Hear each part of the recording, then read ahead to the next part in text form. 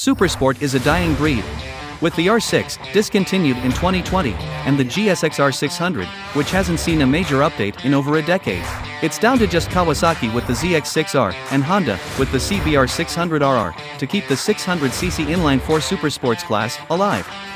In this video, we'll be diving into the specs of these two last-standing Supersports and putting them head-to-head across various aspects to see how they stack up against each other. The ZX-6R has the highest horsepower output in its class, capable of producing an impressive 124 horsepower on crank, which is 3 ponies more than the CBR. And as for torque, the Ninja is also capable of churning out 5 Nm more torque than the CBR. When it comes to weight, the CBR takes the crown in this round, with 4 kg lighter wet weight than the ZX-6R. This weight advantage helps level the playing field, making up for its slightly lower horsepower output and ultimately resulting in a power-to-weight ratio that is on par with the ZX-6R. The secret to the ZX-6R's higher horsepower and torque output is that it kind of cheats a little bit. Unlike its rivals, the CBR600RR, GSX-R600, and Yamaha R6, which all have 599cc of displacement, the ZX-6R boasts a 37cc larger engine that can provide top-end grunt that is as strong as its competitors, or better in some cases, without sacrificing bottom to mid-range torque. On top of that, the ZX-6R's powers also kick in way earlier than the CBR, with 1000 lower peak RPM, so there's no denying the Ninja has quicker acceleration and will pull harder off the line, which makes the ZX-6R the best commuter supersport in its class. While it may not claim the title of the most agile or sharpest handling bike in its class, it has a wider power band and more practical power delivery that make the ZX-6R the most versatile and flexible bike in its class. Back to the engine specs, both have a similar bore size of 67mm, and the Ninja has a slightly longer stroke than the CBR, which contributes to its larger displacement. The ZX-6R has a 12.9:1 compression ratio, slightly higher than the CBR. Then, both engines are kept cool with a liquid cooling system and utilize a double overhead cam setup with 4 valves per cylinder in the valve train. Power from these engines is transmitted through a 6-speed wet multiplate clutch transmission, equipped with assist and slipper clutch, but the ZX-6R gets a racy cassette-style gearbox that can be removed and installed as a unit, so changing gear ratios can be done faster. Just like a cassette, you can pull out the gearbox and insert another gearbox with different ratios in it. And just to provide some additional information, the specs we've used for the CBR600RR in this comparison are based on the 2021 model, because even though Honda unveiled the 2024 model a few weeks ago, they haven't yet released the technical specs. However, from the information in the press release, it seems like the updates to the 2024 CBR600RR are minimal. The overall design remains unchanged, and aside from the new tricolor HRC livery, there's a new exhaust system, with new headers and end pipes, and a bigger catalytic converter, which hopefully helps the CBR meet the strict Euro 5 regulations, so it can be sold globally. Unfortunately, there is a concern that this will have potential impacts on power output. As for the feature, the CBR600RR comes with throttle-by-wire, while the Ninja doesn't.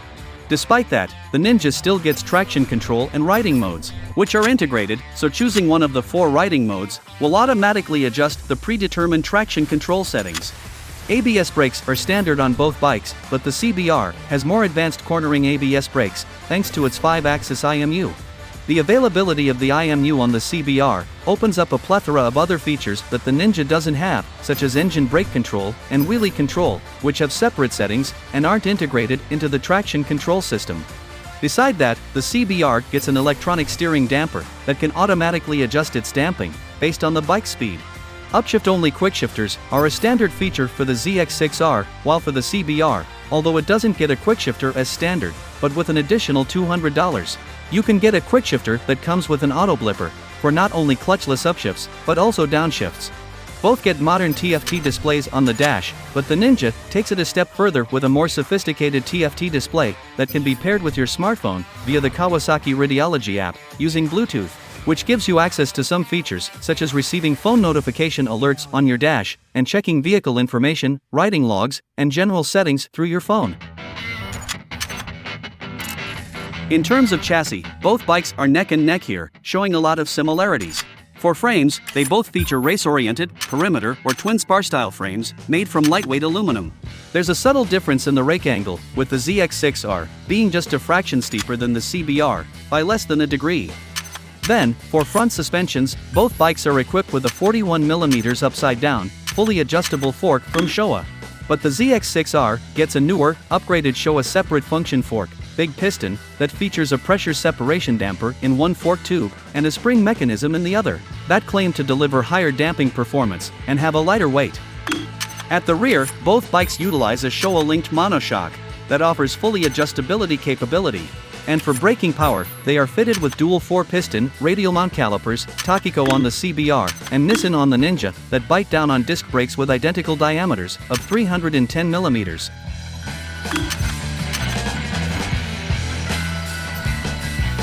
Tire sizes are identical for both bikes, 120mm width on the front, and 180mm width on the rear. The ZX-6R's wheelbase is slightly more stretched, measuring 25mm longer than the CBR's, and as for the seat height, the CBR has a more accessible seat, standing 10mm lower than the Ninja. Ground clearance on the CBR is also slightly lower, just by 5mm, which is probably unnoticeable. For fuel capacity, the CBR's fuel tank has 1 liter more capacity than the Ninja, and in terms of riding position, they have the usual, race-focused, sporty Supersport riding position, with a low clip-on bar, and fairly high foot pegs. But if we compared them against each other, the CBR stands out for its comfort, featuring a higher position handlebar, and a slightly shorter reach.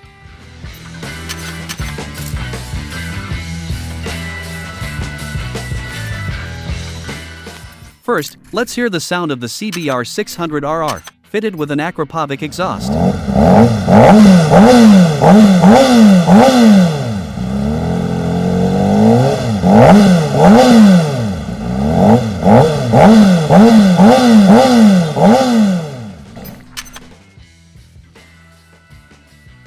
Now, here is the sound of the ZX-6R, also equipped with akrapovic exhaust.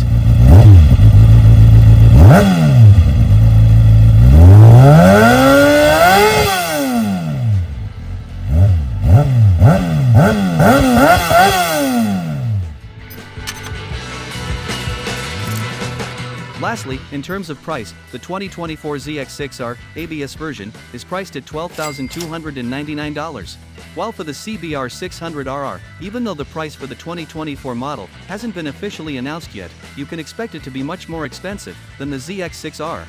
This projection is based on the price of the previous gen CBR, which has no IMU and a TFT display, still being sold in the US market for $13,099. So, if the older CBR is still pricier than the newer model ZX-6R, that means that the new 2024 CBR600RR model will definitely be even far more expensive, possibly in the range of $14 to $15 grand for the ABS model.